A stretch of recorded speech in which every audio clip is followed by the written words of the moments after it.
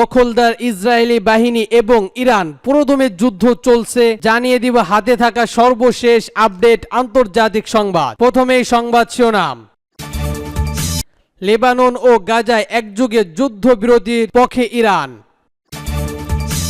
আরও জানিয়ে দিব ইসরায়েলের বিরুদ্ধে লেবাননকে সতর্ক সহায়তার অঙ্গীকার ইরানের। আরও জানিয়ে দিব নিরপেক্ষে থাকতে চায় আরব দেশগুলো। আরও জানিয়ে দিব পাকিস্তান সফরে যাচ্ছেন ভারতের পররাষ্ট্রমন্ত্রী। সর্বশেষ জানিয়ে দিব ইসরায়েলকে পরাজিত করার অঙ্গীকার খামেনি। শুনছিলেন সংবাদ শিরোনাম, এরপর বিস্তারিত। তার আগে আমাদের ভিডিওটি যদি ভালো লেগে থাকে লাইক কমেন্ট শেয়ার করে দিবেন, আর আমাদের ভিডিওটি সর্বপ্রথম পেতে চ্যানেলটিকে সাবস্ক্রাইব করে রাখবেন।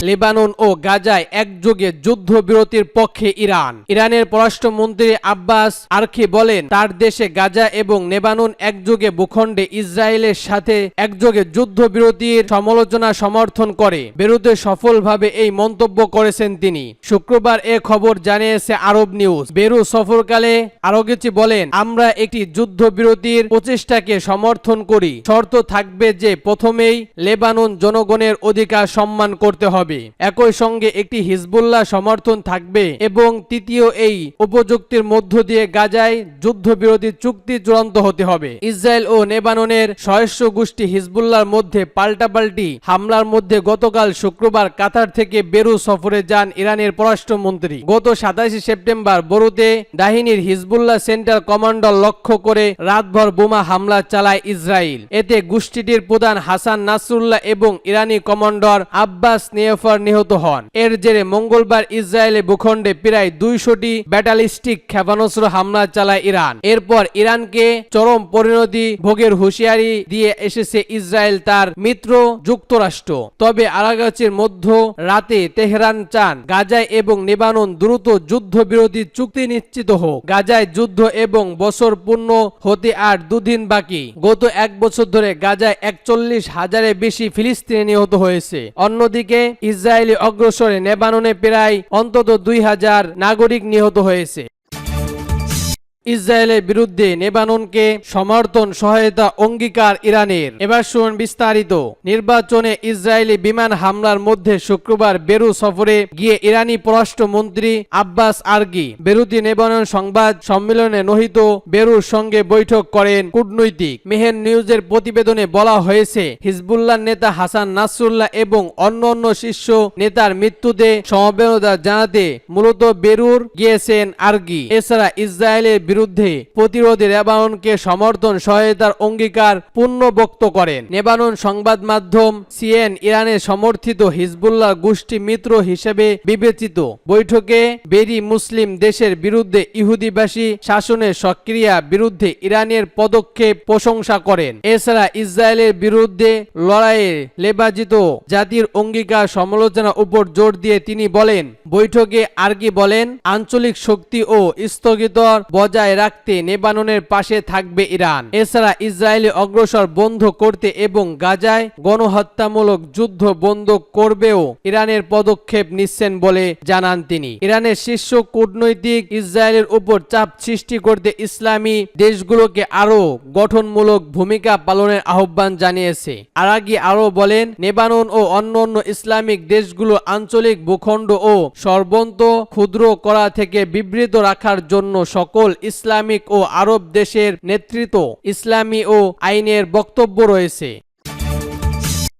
আরো জানিয়ে দিব নিরপেক্ষ থাকতে চায় আরব দেশগুলো। এবার শুনুন বিস্তারিত। ইরান ও ইসরায়েলের মধ্যে চলমান সংঘাত নিয়ে উপসারী আরব দেশগুলো তেহরানকে তাদের নিরপেক্ষ অবস্থা সম্পর্কে অব্যাহত করার চেষ্টা করেছে। সংশ্লিষ্ট দুটি সূত্রে এই দাবি করেছেন। কাতারের রাজধানী দোহার এবং সপ্তাহে অনুষ্ঠিত একটি বৈঠকে এই আলোচনা হয়। মূলত সংঘাতে আরো বিস্তারিত হওয়ার সংস্কার নিজেদের তেল রপ্তানি ঝুঁকিতে পড়তে পারে পারে এমন উদ্বেগ থেকেও তারা এই পদক্ষেপ নিচ্ছে বলে বার্তা সংস্কার রাইটার্সকে জানিয়েছে একটি সূত্র। গালফ কোয়ালের কাউন্সিলর জিসি সদস্য রাষ্ট্রগুলোর মন্ত্রী ও ইরানের প্রতিনিধি একটি বৈঠকে অংশ নিয়েছেন। সেখানে আলোচনার মূল বিষয় ছিল উত্তেজনা কমানোর উপর। ইরান ইসরায়েলের বিরুদ্ধে তাদের ইতিহাসের বৃহত্তম হামলা চালানোর পর এই আলোচনা আরো গুরুত্ব পেয়েছে। ইসরায়েলে হামলায় ও হিজবুল্লাহ শীর্ষ কমান্ডারের মৃত্যু এবং গাজা ও লেবানন ইসরায়েলি অভিযান প্রতিশোধ হিসেবে এই আক্রমণ চালানো হয় বলে জানিয়েছেন তেহরান। ইরান জানিয়েছে তাদের হামলায় অব্যাহত শেষ, তবে ইসরায়েল পক্ষ থেকে আর কোনো প্ররোচনা এলে তারা আবারও আঘাত করবে। এরই মধ্যে ইসরায়েল কঠোর প্রতিশোধ নেওয়ার ঘোষণা দিয়েছেন। মার্কিন সংবাদ মাধ্যম এক প্রতিবেদনে বলা হয়েছে ইরান তেল সংস্কারগুলো নিরাপদ করার পরিকল্পনা করেছে ইসরায়েল। এই সংঘাতকে ঘিরে মধ্যপ্রাচ্যের উত্তেজনা তুঙ্গে পৌঁছেছে এবং উপযোগী দেশগুলো নিজের তেল সরবরাহ ও অর্থনৈতিক স্থগিত করার জন্য কোনো ধরনের সংঘাতে জড়ার পরিকল্পনা করছে না। একটি সূত্রে জানিয়েছে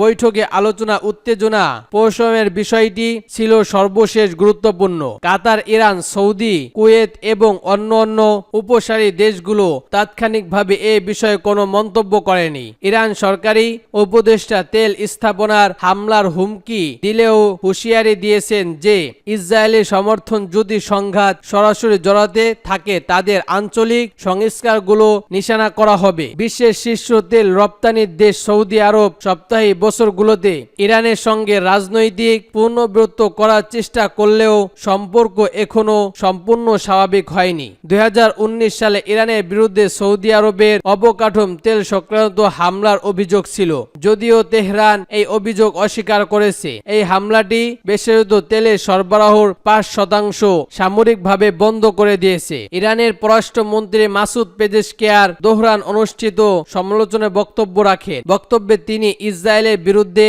উচ্চাকাঙ্ক্ষী বিরোধিতা নিবিড় থাকার বিষয়ে সতর্ক করেছেন। তিনি বলেন যে কোনো সামরিক আক্রমণ শীঘ্রই কার্যক্রম বা আমাদের লাল রেখা অতিক্রম করে ইরান সশস্ত্র বাহিনী কঠোর প্রতিক্রিয়া জানাবে।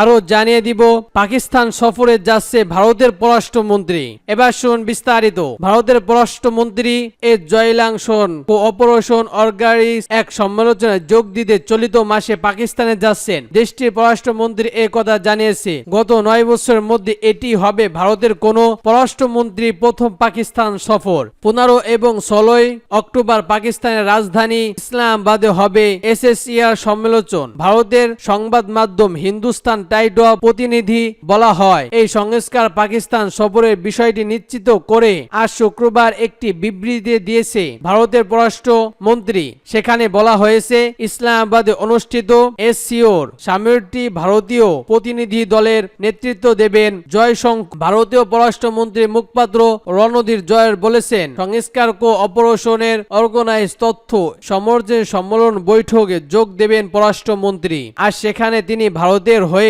প্রতিনিধি করবেন। তিনি আরো বলেন পাকিস্তানের প্রধানমন্ত্রী শাহবাজ শরীফ এসএসসিও সদস্য দেশগুলোর রাষ্ট্রীয় আক্রমণ জড়িত ছিলেন। প্রধানমন্ত্রী নরেন্দ্র মোদীর কাছেও আক্রমণপত্র এসেছে। জয়শঙ্করের পাকিস্তান সফরটি বেশ তাৎক্ষণিক, কেননা নরেন্দ্র মোদীর পক্ষ থেকে এই সফর একটি বড় সিদ্ধান্ত হিসেবে দেখা হচ্ছে।